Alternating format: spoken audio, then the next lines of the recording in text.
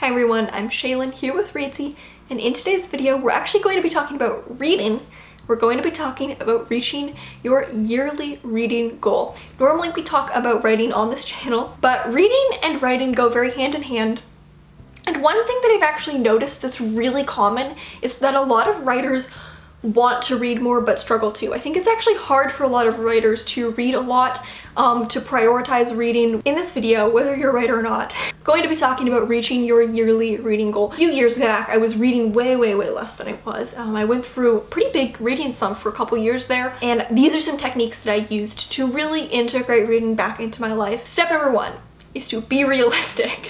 Setting a goal that is far beyond what you can reach will probably cause you to give up at some point. It was a while ago, probably about 5 years ago, where I felt like I was in a bit of a reading slump. I hadn't been happy with the amount I'd read the previous year, and I was like, this is the year I get back into reading. So I set myself the goal of reading 50 books. At the time, very unrealistic for me. I think I only read like 24 or something. At a certain point, I just gave up, you know? I realized that I'd set a goal that was completely unrealistic and that I wasn't going to reach.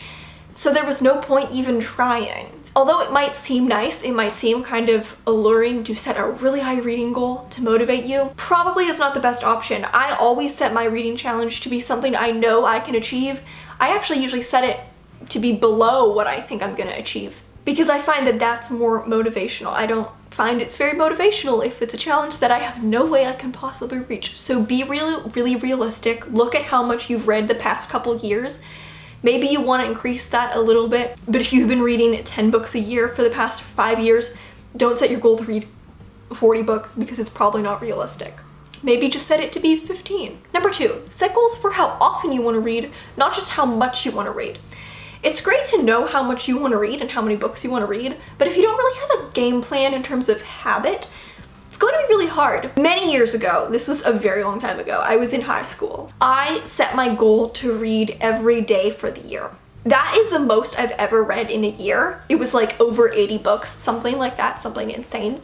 And I don't even remember, I don't even think I had a yearly goal of how many books I wanted to read. I just set the goal to read every single day. And it became just a natural part of my day. I felt like my day wasn't complete if I hadn't read a little bit. I only ever did that one year. It's not something I ever did again, but it was a way more effective tool for building a reading habit than having a number of books I wanted to read. So set a goal for how often you want to read, not just how much you want to read. Next up is to start the year strong. I talked about this a little bit in our video on writing your book in 2021, but don't see January as a free pass for your goals. If your goal is to read 30 books in the year, but you kind of slack off in January and you're like, oh, I'll have time.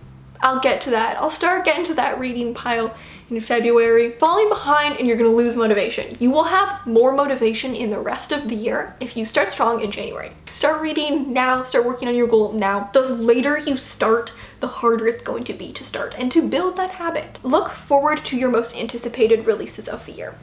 Usually at the start of every year, and then also at the start of every season, I read all the articles that come out on, you know, book releases for that season or for that year. And I build a list of my most anticipated reads for the year, organized by month.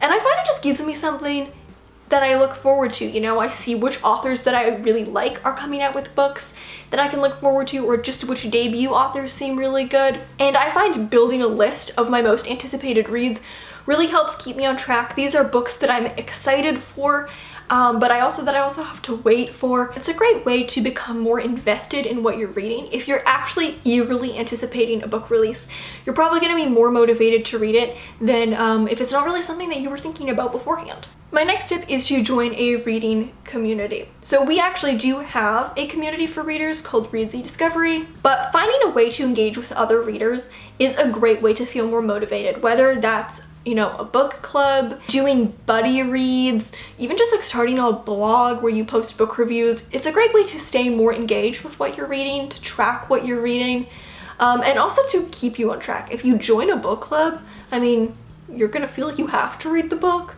whereas if you're not reading the book for a book club, you might not feel like you have to. So it's a great way to read more and also just to make reading a more fun kind of communal activity. Next up is work to build a habit. I often get asked how I read so much. It's just that it's a regular habit for me. And it took time to build it up to be a regular habit, but really that's all it took. It doesn't feel hard. It's just something I do, you know? It's like I brush my teeth. I don't really have to think about that. Just do it. I read also. So I usually set aside, you know, around half an hour to maybe an hour if I'm really enjoying the book. Most days of the week. It's not something I really necessarily plan for, but just reading about half an hour most days of the week, it really adds up. One thing that I would really recommend, probably my biggest tip for people who want to read more, is to read with timers and with your phone across the room. If you feel like you don't really have the attention span to read, which is hard, I had to build back up my attention span. The thing that's going to be your biggest obstacle is if your phone is in reach. If you're reading with your phone in reach, you're just going to want to check your phone while you read. So put it on the other side of the room or put it in a drawer or something and set a timer for, I usually do half an hour, but you could do 20 minutes or even less. And just read until the timer goes off, just like a writing sprint. Do that with reading. This is how I built my attention span back up to be able to read for longer periods of time. There was a time where I struggled to read because I always felt distracted by my phone. I would end up checking my phone without even meaning to. The key to that was to read with my phone out of reach, so I wasn't tempted to look at it, and to just set a timer. You can actually read quite a lot in half an hour if you're just focused on reading and not trying to read while doing other things constantly. And doing that regularly helped me build up my attention span back to the point that I feel like I can focus on reading now without being as easily distracted. Another tip, if you struggle to focus, I'm someone who gets really easily distracted by sounds, especially with reading. It's something that I find is so easy to get distracted by. If there's any other sound, like someone talking or anything really, it pulls me away from the book. So what I've started doing is reading with white noise. So I just have like a rain noise app on my phone that I just listen to headphones with rain noise going, and I find that that keeps me focused and I don't get distracted on, like, you know, a door opening or closing, or like, you know, people downstairs talking, which normally would be really distracting for me because I'm super easily distracted by noise. And my final tip, when people ask me how to read more, this is probably the thing I usually open with, and it's to read books that you're excited about. It's gonna be hard to motivate yourself to read if you don't really want to read the stuff that you're trying to read. If you don't want to read it, it's going to feel like a chore and you're not going to pick it up. I highly doubt that reading is ever going to be the most pressing thing in your life. So if you're not excited to read, you're always going to go do something else. You're either going to do something more pressing or more important. Pick books that you're really interested in, really excited by. This was how I switched from, you know, the period I was talking about how I wasn't reading as much a while back. And this was quite a while ago. This was like 5 years ago. I was just not reading as much. I couldn't figure out why, and I felt like I'd been in this big reading slump for so long, and the reason is because I wasn't reading books I was excited by. I was reading in a different genre, different category that I'd been reading for a long time, and so I just felt like it was what my reading taste was, but those books didn't excite me. So I started reading in different genres and books that actually genuinely interested me more, and then I started reading a ton. I branched out and I found something that actually genuinely interested me. So biggest tip to reach your reading goal is just to find books that you're super interested in. Never pick up a book that you don't think you're gonna love. My motto, every book I pick up because I think I'm gonna love it.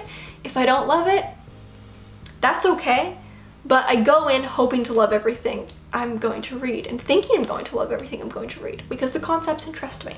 What is your reading goal for the year if you have one? I set mine to 50 books pretty much every year. That has been my reading challenge for the past like 3 or 4 years, so probably I'll just set it to 50 books again. It's become tradition at this point. So please let me know what your reading challenge is for 2021. Thank you so much for watching. Remember to subscribe and turn on notifications so you don't miss any new videos from us. We've got new writing, editing, and publishing tips every Tuesday and Friday. Until next time.